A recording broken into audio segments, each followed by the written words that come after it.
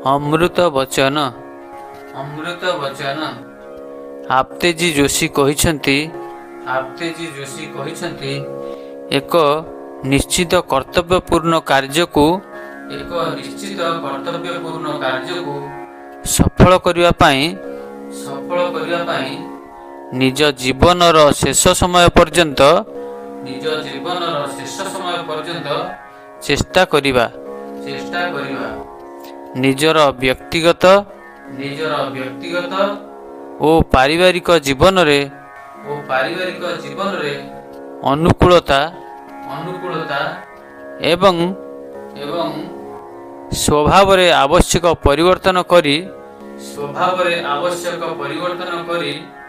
କାର୍ଯ୍ୟକୁ ସଫଳ କରି ଦେଖାଇବା ପରମ ପୂଜନୀୟ ଶ୍ରୀ ଗୁରୁଜୀଙ୍କର ଜୀବନ ଆଦର୍ଶ ଥିଲା।